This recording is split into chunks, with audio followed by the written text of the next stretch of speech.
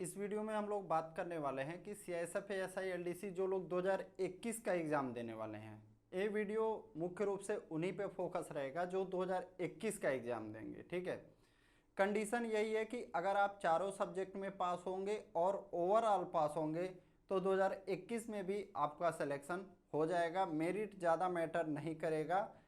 Compare किया जाए vacancy का और जितने फॉर्म अप्लाई किए गए हैं लगभग 27-2800, ठीक है, और कम से कम आपका फिजिकल का भी आप स्थिति देख ही रहे हैं। तो इन सब चीज़ों का बात करने के बाद मुझे लगता है कि अगर ये काम आप करते हैं तो आपको मैथ में ज़रूर बेनिफिट मिल सकता है। मैथ पे तो मैंने एक वीडियो बनाया था, लेकिन वो जो वीडियो था 2022 के लिए स्पेशली था, क्योंकि उनके पास जो है भरपूर टाइम है अभी 6-7 महीने का। तो वो जो वीडियो था 2022 के लिए था कि कैसे कैसे किस चीज़ को पढ़ना है। अभी मैं जो बताने वाला हूँ, ठीक है, वहाँ पे मेरिट बनाना था। ठीक है, मेरिट बनाना था, यानी ज़्यादा से ज़्यादा नंबर कैसे लाएं, वो 2022 के लिए था। 2 दिन पहले वीडियो डाला हूँ, आप वीडियो में देख सकते हैं अगर आप 2022 का एग्ज़ाम देने वाले हैं। लेकिन अगर 2021 का एग्ज़ाम देने वाले हैं तो हम इसमें बताएंगे कि आप जो है कैसे पास हो सकते हैं और अच्छा स्कोर भी कर सकते हैं। दोनों चीज़ सबसे ज़रूरी है, पहले क्या, पास होना, फिर स्कोर को बढ़ाना। तो सबसे पहला जो हमारा चैप्टर रहेगा सरलीकरण। कौन सा? सरलीकरण। सरलीकरण जो है आपको कम से कम यहाँ पे 2 से 3 क्वेश्चन तो पूछे ही जाएंगे। कितने? 2 से 3 क्वेश्चन, 2 से 3 प्रश्न। अब सरलीकरण में आपका सब कुछ शामिल हो जाता है, बॉडमास रूल भी शामिल हो जाता है, जोड़ घटाना गुणा भाग भिन्न, मतलब आपका बहुत ही फास्ट होना चाहिए और बहुत ही अच्छा होना चाहिए। तो अच्छा होने के लिए आपको शार्पनेस लाने के लिए इस पे मेहनत करना पड़ेगा। तो सरलीकरण पे आप कितना मेहनत कर सकते हैं अभी मैं बता रहा हूँ। आपका एग्जाम में कम से कम आपको अच्छा खासा समय 2 से 2.5 महीने मिलने वाले हैं, यानी 60 से 75 दिन, 60 से 75 दिन मिनिमम मिलने वाले हैं। ठीक है, तो अगर आप सरलीकरण पे 1 वीक आप पर डे 2 आवर यानी 2 घंटा दे भी देते हैं तो इससे आपका बहुत बेनिफिट होने वाला है। उसके बाद जो आपको चैप्टर करना चाहिए, क्या करना चाहिए? रेशियो एंड प्रोपोर्शन का। क्या? Ratio and proportion. In chapter को आप लिख लेंगे। अनुपात समानुपात। क्या? अनुपात समानुपात। PROPORTION। क्या? PROPORTION। तो ये हो गया हमारा क्या? Ratio and proportion. फिर उसके बाद जो चैप्टर आ जाएगा आपका कौन सा रहेगा? रेशियो एंड प्रोपोर्शन के बाद, रेशियो एंड प्रोपोर्शन अगर आपको पता है तो आप जो है कौन सा चैप्टर सॉल्व कर सकते हैं? देखिए, रेशियो एंड प्रोपोर्शन पे ही बेस्ड होता है आपका पार्टनरशिप यानी साझेदारी। आप देखते होंगे, कहता होगा कि 2 दोस्त मिलकर व्यवसाय शुरू करते हैं, और एलिगेशन भी इसी चैप्टर पे यानी मिश्रण भी जो होता है इसी पे बेस्ड होता है। तो इन तीनों को कौन कौन सा आप ध्यान देंगे? ठीक है, एक तो रेशियो प्रोपोर्शन और आपका एलिगेशन हो गया और पार्टनरशिप। इन तीनों को आप 1 हफ्ते में पढ़ लीजिए, इन तीनों चैप्टर को। क्या? इन तीनों चैप्टर को 1 हफ्ते में पढ़ लीजिए, आपका 2 हफ्ता खत्म हो गया। उसके बाद आपको क्या करना है? 1 वीक प्रतिशतता ही पढ़िए, प्रतिशतता।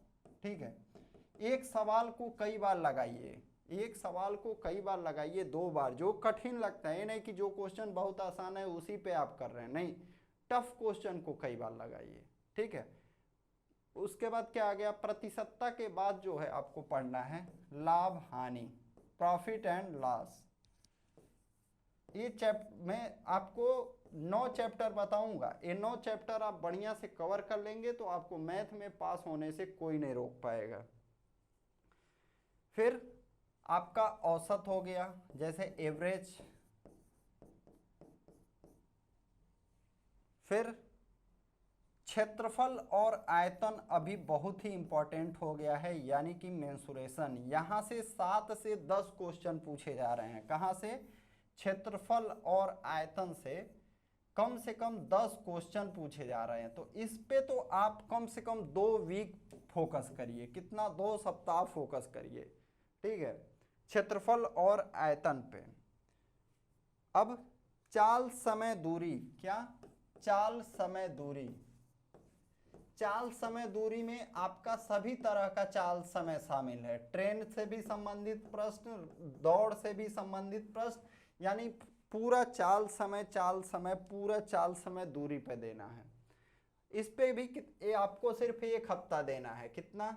इसी में आप ट्रेन भी शामिल कर लीजिए। ये मैं पर डे 2 घंटे का बता रहा हूँ कि आपको 2 घंटे मेहनत करना पड़ेगा मैथ पे, तब जाके आप ये अच्छे से कर पाएंगे कि इससे संबंधित सवाल आपका मिस जाने का चांस नहीं रहेगा। कार्य और समय, क्या? कार्य और समय। कार्य और समय जितना भी टाइप का हो जाएगा आपका करना है। कार्य और समय से ही संबंधित होता है पाइप और टंकी, इसको तो छोड़ना नहीं है, क्योंकि अगर आपने अच्छे से कार्य और समय सीख लिया तो पाइप और टंकी उसी पे बेस्ड है, इसको भी आप कर ले जाएंगे। और इसको कितना देना है? इसको भी 1 वीक आपको देना है। 1 वीक का मतलब 5 दिन पढ़ाई, 6वें दिन रिवीजन, 7वां दिन टेस्ट, 100-150 क्वेश्चन का टेस्ट, ठीक है। तो ये हो गया आपका लाभ हानि हो गया, अनुपात समानुपात हो गया, सरलीकरण हो गया, औसत हो गया। तो यही सब जो चैप्टर में बताया, ठीक है। फिर एक बार आप देख लीजिए, मैं फिर एक बार बता देता हूँ। लिख लिया हूँ अच्छे से, मैं क्वेश्चन भी देख लिया हूँ कहाँ से कितना क्वेश्चन पूछा गया। अगर आप 35 से 40 नंबर जो है क्वेश्चन को, ठीक है, 35 से 40 क्वेश्चन का बढ़िया से तैयारी करके जाइए, खूब अच्छे से। और एक है आप 50 क्वेश्चन पढ़िए और आपका तैयारी ठीक नहीं है, तो 35 वाला ज़्यादा कारगर होगा। क्यों? क्योंकि आपको इस बार भी पास ही होना है। तो 35 से 40 क्वेश्चन अगर आप अच्छे से तैयार करके जाएंगे तो निश्चित मैं बोल रहा हूँ आप 28-30 नंबर तो करके ही आएंगे सही। लेकिन अगर आप 50 करके जाएंगे तो आप पिछला बार जैसे आपका कुछ भी जब कंप्लीट नहीं रहेगा तो मामला खराब हो सकता है। तो आप उतना ही पढ़िए, उतना ही सीखिए जितना आप कवर कर सकते हैं एग्जाम के भी समय, ठीक है।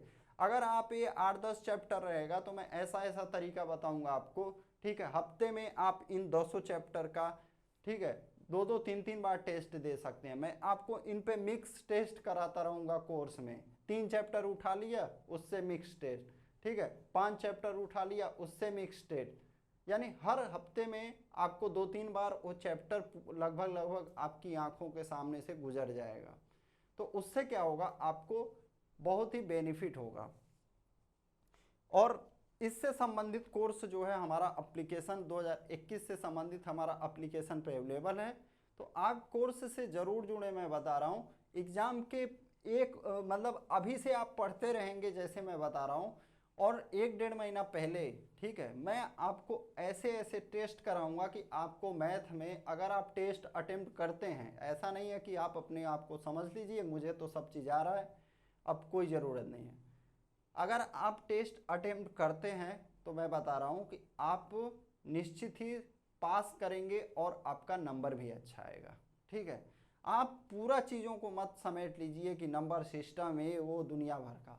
आपको जब पास होने से 30 नंबर से मतलब है, ठीक है, पास होना तो 23 पे है, लेकिन मैं टारगेट रख रहा हूँ कि आप मैथ में 30 नंबर ला सकते हैं। इन 10 चैप्टर को अच्छे से पढ़ लीजिए, क्योंकि इन 10 चैप्टर से 40 क्वेश्चन लगभग पूछे जाएंगे, ठीक है। और उस 40 क्वेश्चन को अगर आप अच्छे से तैयार करेंगे तो आपका 30 तो आना ही आना है, वो कहीं नहीं जाएगा। आप अगर 20 चैप्टर पढ़ेंगे तो 50 नंबर, तो चैप्टर पढ़ने से क्या होगा, आप फंस जाएंगे। तो मेरा सजेशन यही रहेगा कि इन 10 चैप्टर को बढ़िया से पढ़िए, जैसे मैं बता रहा हूँ कि एक वीक में क्या तैयार करिए, अगले वीक में क्या तैयार करिए, इस तरह से, और ये आपको बेहतरीन फ़ायदा होगा। Thank you.